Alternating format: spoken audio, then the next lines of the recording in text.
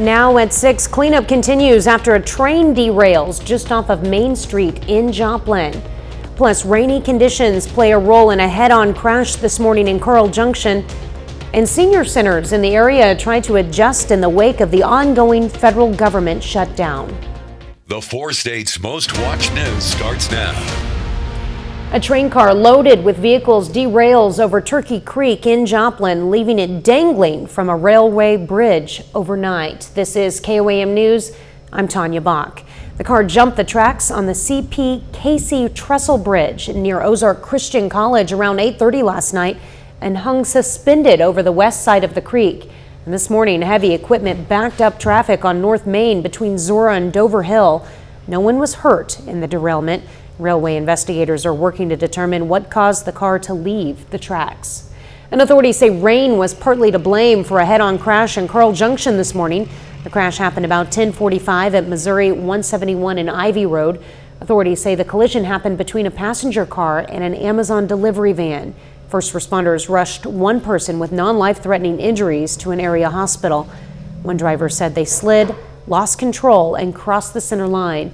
Authorities say the road was still slick from a fuel spill earlier in the week, and the rain brought it back to the surface.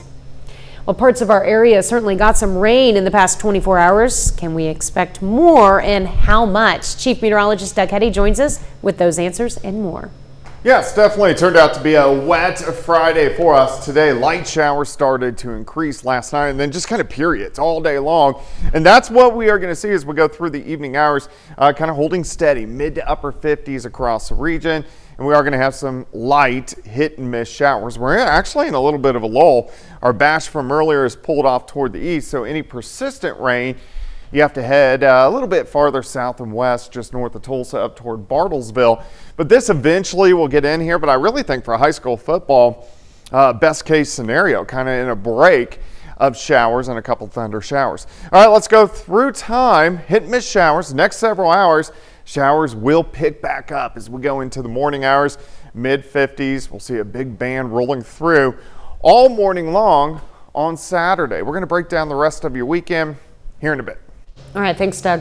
The Area Agency on Aging Region 10 senior centers throughout Jasper and McDonald counties are suspending their lunch service as a result of the ongoing government shutdown. KOAM's Kenny Foreman finds out what led to this decision. It wasn't a decision that anyone wanted to make. They're very angry and they're upset and disappointed, and we are angry and upset and disappointed as well. We take this very seriously. This was not a lightly made decision, but it was the best decision to make right now, because if we don't take certain steps to preserve what we have right now and provide the services that we can, we won't be able to provide the services later. The agency says the ongoing government shutdown forced its hand, leaving many seniors to figure out where to get their nutrition. We're just worried about everybody, and there's only so much we can do, but I think if we band together as a community and watch our friends and neighbors, that we can take care of each other and we can all help each other get through this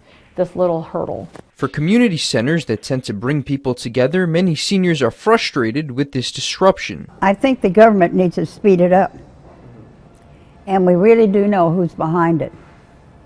And if they had a chance to be poor at one time, and I've been there where there's no food, they would understand. In all the chaos, the agency remains optimistic for a brighter future. We are going to come back stronger than we were before.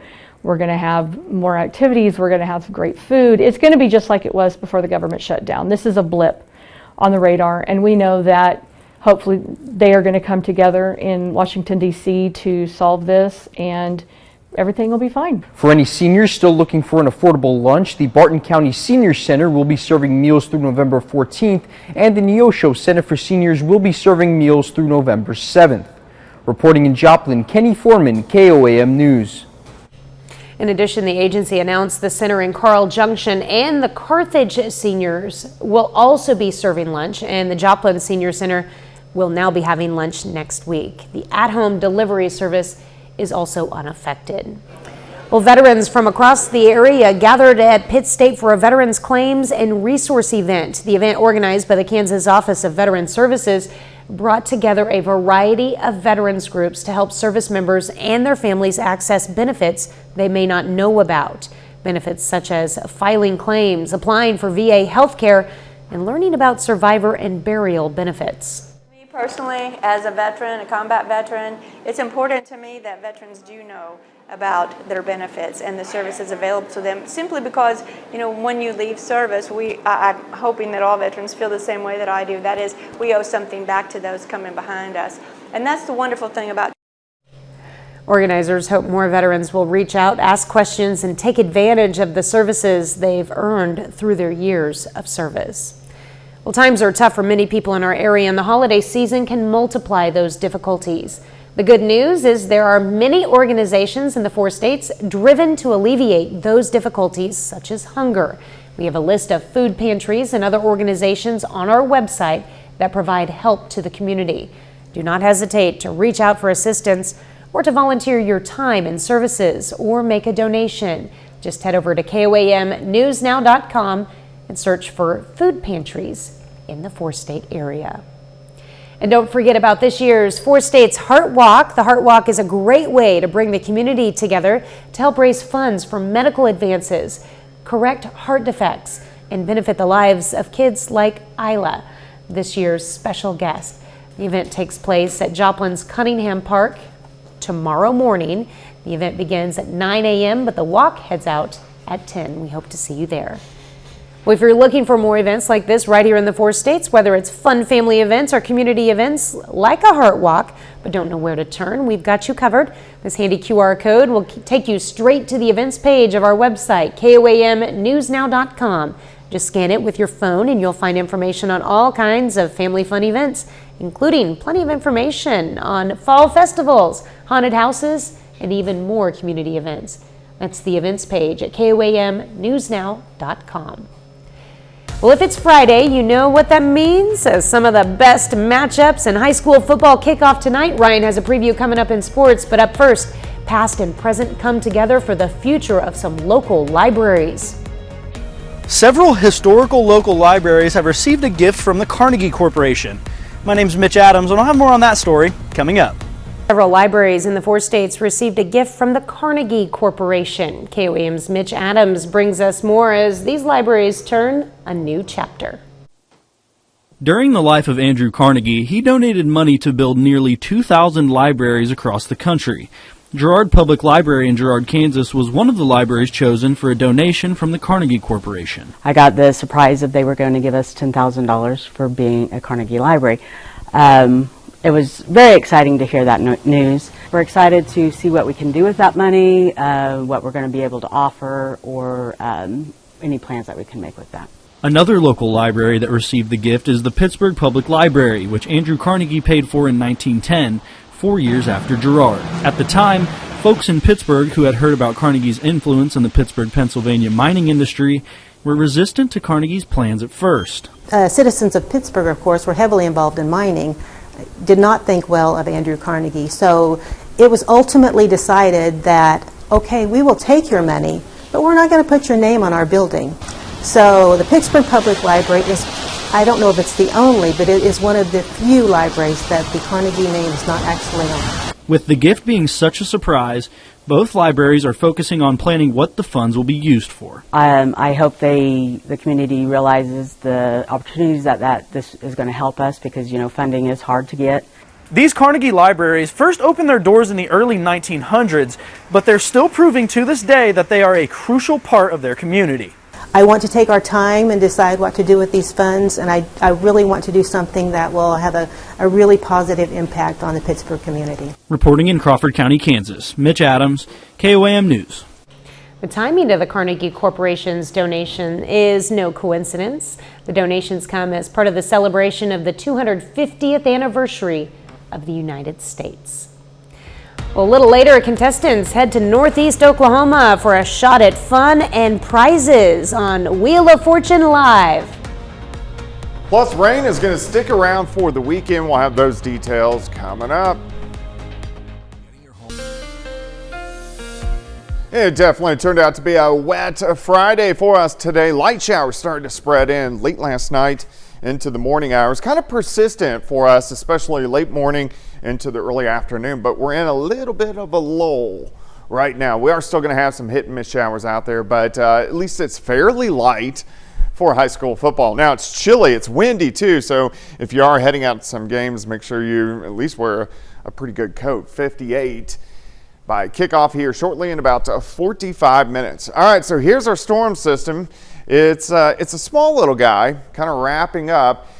Here's the back side, here's the front side. So we're getting showers and thunderstorms, a little bit of severe weather. You can see a severe thunderstorm watch, even a tornado warning just to the west of Dallas-Fort Worth. We don't have to worry about severe weather here. We're on the more stable side of the storm system. And look at this, a little bit of a break over the past couple hours, which is nice. And then we'll start to see some showers, even some thunderstorms, try to spread back in later on tonight. But most of us aren't seeing persistent rain till you head over towards Sedan, Bartlesville, just west of Veneta. All right, let me walk you through time. Let's see what's going to happen. Hit and miss showers through the evening hours, most of you dry. As we go into the overnight, showers start to pick up a little bit more, especially Kansas into Oklahoma, and then spreading through. I actually think we'll see a pretty big batch as we go through tomorrow morning. Here's 7:30 in the morning. Showers, maybe a rumble or two of thunder continue. Here's early afternoon. We continue this trend through about the middle of the day, then a little bit of a lull once again as we get into Saturday evening. As we head into Sunday morning, here comes showers again, more persistent on the Missouri and Arkansas side for Sunday morning. So here's 7:30 in the morning, showers stick around. Here's 2 o'clock in the afternoon. So bottom line here is cloudy and wet all weekend long. We don't have to worry about severe weather, just kind of light to moderate showers across the area, and our temperatures really go nowhere. How much additional rain are we going to get? A lot of us have picked up 1/4 of an inch, 1/2 an inch, 3/4 of an inch, but from this point on, most of us will pick up another 1/2 an inch upwards to an inch across the region. Rain chances kind of spike late this evening and then really go up as we go through the morning hours. Here's your weekend breakdown. Only 59 tomorrow, 64 on Saturday. Periods of rain Saturday, showers on Sunday. Roads look wet. We're looking at our Cornell Arts and Entertainment Complex. This is at 7th and Joplin Street. 57 in Stockton, 59 in Miami. And look at this wave that is kicking out.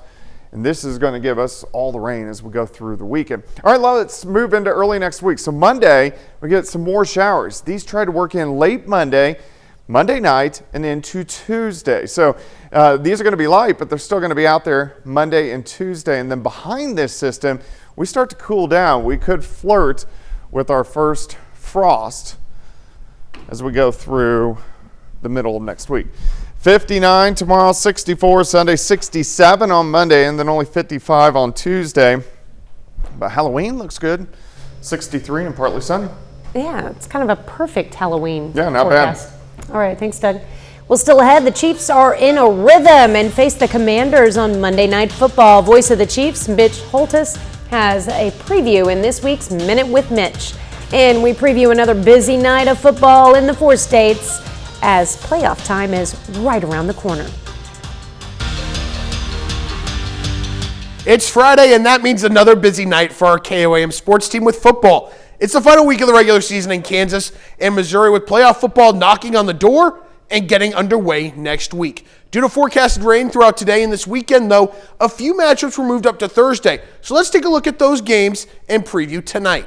Starting in Missouri from Thursday night, it was a big-time COC West matchup between Neosho and Carthage. With a COC West title on the line and a bye in the first round of playoffs for grabs, Tigers showed out. In Kansas, the Northeast Vikings hosted Cedarville Dexter. That game had 124 total points. 8-man football never disappoints. In Oklahoma, a pair of homecoming matchups highlighted the slate with Wyandotte and Fairland offenses exploding. But tonight, we have some great matchups, including a rivalry game between Joplin and Webb City. It's always a thriller when these two teams clash. Undefeated Seneca, they're also back in action, hitting the road to take on 2-time reigning state champions Lamar as well. In the Sunflower State, Labette County and Chanute Lockhorns with the Southeast Kansas League crown up for grabs, and Colgan looks to complete the perfect regular season at home against Southeast. A lot of exciting matchups coming up tonight, so make sure to tune in to KOAM News at 10 for the 4 States Friday night, and Press Box tonight at 10:30 to get all the highlights from these games and much more. The Kansas City Chiefs are above 500 for the first time this season after a beatdown of the Las Vegas Raiders last Sunday.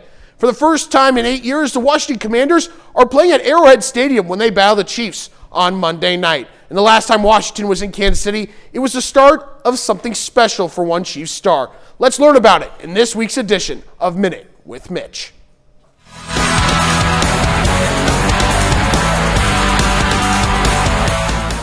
The Washington Commanders don't visit Kansas City very often, but they do this week for Monday Night Football. Now, you probably don't remember the last time Washington was here, but Harrison Butker sure does. It was October 2nd, 2017, Monday Night Football. Butker had just been signed off the Carolina practice squad 6 days earlier. Harrison Butker in that game, his first ever NFL game, kicked the game winner at 4 seconds on the clock. And that started a stay in Kansas City that has resulted in 2 Super Bowl records, 3 Super Bowl rings, and clutch kick after clutch kick. He's the most accurate kicker in Chiefs history, the 4th most accurate in NFL history. This week, Washington visits again, 8 seasons later, for Monday Night Football, just like the night Harrison Butker made his first big kick on this Minute with Mitch. The Minute with Mitch is brought to you by Como Jewelry in Joplin and Pittsburgh. KC looking for their 3rd straight win and 5th win in their last 6 games. Kickoff at 7:15 Monday night from Arrowhead Stadium. That's it for your sports. We're back with more after the break. We've got more news, weather, and sports headed your way this evening on our family of channels. It's Friday night, and then you know what that means, Friday Night Football. The KOAM sports team brings you highlights from some of the night's biggest matchups, plus rain chances this weekend, and we introduce a new member of the team, and so much more on the day's biggest stories. Those stories and a lot more tonight on KOAM News at 9 on Fox 14, KOAM News at 10, and the Press Box on the CW. Well, Wheel of Fortune Live is stopping by Downstream Casino in Quapaw, Oklahoma. 3 lucky contestants picked during the pre-show will get a chance to spin the wheel during tonight's sold-out show and win $10,000 as well as other prizes. Fun fact, the wheel on the stage tonight is just a fraction of the size of the wheel on the California stage. A lot of people can't make it to California to see the TV show live in person. So we bring the wheel to you. That's our job, is to bring the passion, the energy, the excitement of the TV show to your hometown so you can experience it. Like we're here in northeastern, like the far northeastern corner of Oklahoma. A lot of people will never get to LA. They'll never have a chance to see it. So we bring the wheel to you. Wheel of Fortune Live will hit over 60 cities on this tour alone. Another fun fact, I used to have a Vanna White poster on my wall as a youth. Here's a fun fact. I did not. No Pat Sajak for you? No Ryan Seacrest? No. No. All right, well, otherwise, looks pretty good, at least for the next couple hours, because we're in a little bit of a rain break. However, the persistent rain starts to build back in, especially late tonight and Saturday morning, and then a little bit of a lull again Saturday evening, but showers, at least chances sometime during the day over the next few days. Well, thank you for watching. We will see you right back here at 10. Have a great evening and an even better weekend.